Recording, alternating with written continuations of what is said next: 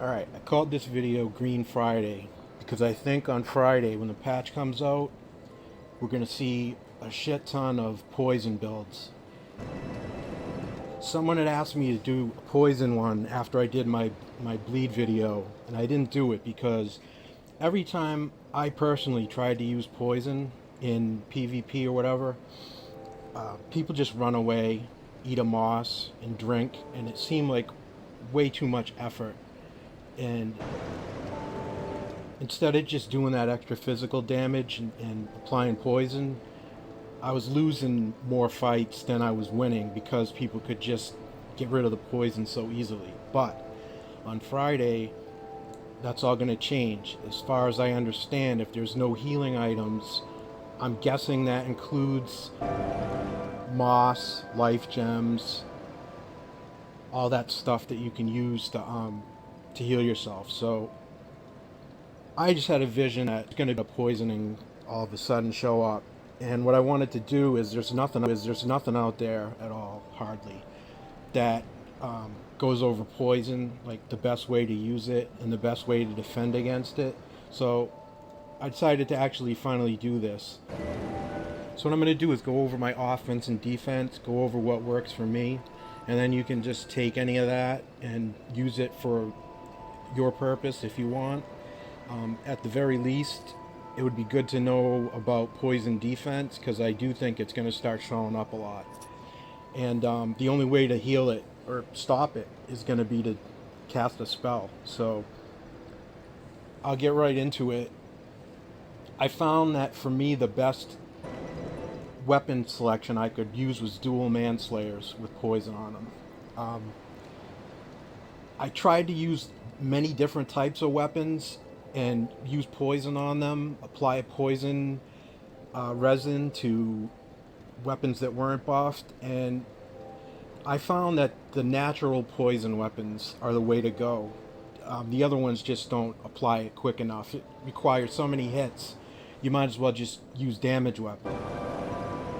So I was using the dual manslayers. I will power stance them and use the L1 power stance swing with this. You can see over here,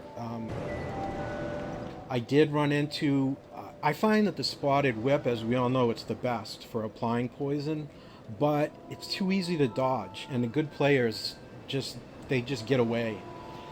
But I did run into some people that are just, spamming their shield trying to get parries, and you can't parry a whip. So if I run into one of those types, I wanted to carry one on me so that I could use it for the people that just try to use shield parry or dagger parry or whatever they're parrying with. Just hit right through it, and it makes it a free shot, to poison them if they continue.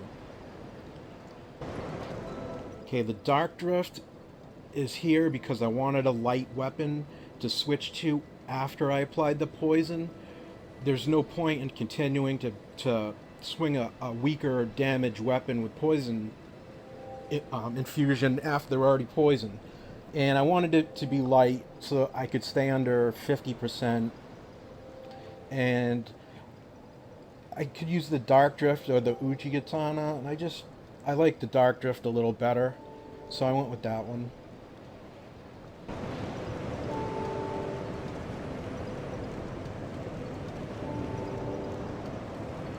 Bow is for my range, obviously. I'm not a big caster, so but I am a big bow user, so I got that. And all the spells that I use for this build, I can do with a chime, so I just use the chime of one. Okay, rings. Third dragon ring. I try not to use this one because it breaks easy, and a lot of times I'm pushing the 70%. In this build, I didn't mind so much because even if they break it, I'm not going to flat roll. I'm only at 50%, so that's that. Crest of the Rat, we all know why that's on. That adds another 50 to your poison damage.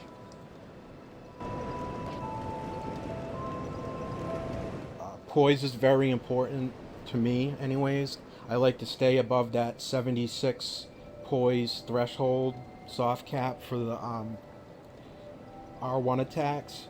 So I needed to get to 76 by using the Ring of Giants. So that's there. Um, you'll see some of the hits are pretty pathetic with poison imbued weapons because you'd sacrifice a lot of damage for the poison infliction. I originally had the stone ring on for the extra poise damage, but I got rid of it, and because as you'll see, some of my hits are so pathetic. I know I'm just applying poison, but it was just beyond, beyond weak. So I wanted to add a little bit of damage. For my armor, I went all middle of the road pretty much. Pieces that I found to have good poison resistance as well. Because part of my thing here was tossing dung pies around at everyone, and those poison you a little bit too. But just a little bit of defense against poison as well, it makes no difference. And not only that, but like I said, other people are going to be doing this. I think that's what my feeling is. So I wanted to be able to protect myself against poison along with the other elemental stats. And I tried to do this without using any of the equipment I knew was going to be changed in the patch, so that I could at least be accurate with what we know now. Okay, Benhart's Night Helm is very middle of the road, but it's very solid all across the board. Physical, elemental, poison. It even has some poise, 11 poise to it, and I think it's a really underrated piece. And obviously it's not part of any of the sets that are getting nerfed. Everyone hates it, Jester's Robe, but it just makes the most sense. 74 on all the elemental defenses, 130-ish on the physicals, 80 poison defense. It's one of the highest poison defense pieces there are for the chest, and it nullifies crits. For the gauntlets, I went with the Mad Warrior gauntlets. They're just like the other pieces you'll see here all across. They're all about, between 130, 150-ish physical. And I try to pick pieces that had good poison for their class, a little bit of poise to them, and decent elemental. That's where this piece is weak, is the elemental defense, but the King set is a pretty solid middle of the road set. Same thing that you saw with the other pieces. It's got some poise to it. It's got poison defense. That's really good actually for this piece. And you can see there the same thing. Good physical and better than average elemental defenses as well. The usage items are going to change a little bit on Friday as well. Obviously, since there'll be no healing, but the two things that I have here that are going to be used would be either the dung pies or the poison throwing knives. And I think those are both just a matter of preference. And I use both, so to try them out. For there, what I ended up with was, about 750 physical across the middle, which isn't too bad. About 340, 335 average for the elementals. That's okay. Like I said, this is all pretty much middle of the road. But my poison defense is 386. And, that's obviously a combination of my statistics and all the gear that I picked out here. And that's probably a little bit higher than it needs to be. But just in case, I wanted to buff it up and see what happens on Friday. Okay, I'm going to go over a couple of the other items and why I did or didn't pick them. First off, the shields. If you're a shield user, there's two that are way above the rest as far as defending against poison, and they give you 100% poison defense when you infuse them that way. And that's like the Rebel's Great Shield. We know that one's great against pretty much everything except physical. It's a little weak in the physical, but... And the other one that I think you're going to see everybody wearing is the Blossom Kite Shield. I already see this one a lot because it helps with stamina regen, but now the fact that it's 100% poison if you infuse it that way is going to make it super popular. So I think that you might want to have one of those around and put poison on it just in case you do find that there's a lot of poison users out there come Friday. Okay, the other weapon that's very viable, in my opinion, is the Black Scorpion Stinger, and that's what you'll see me using in the video.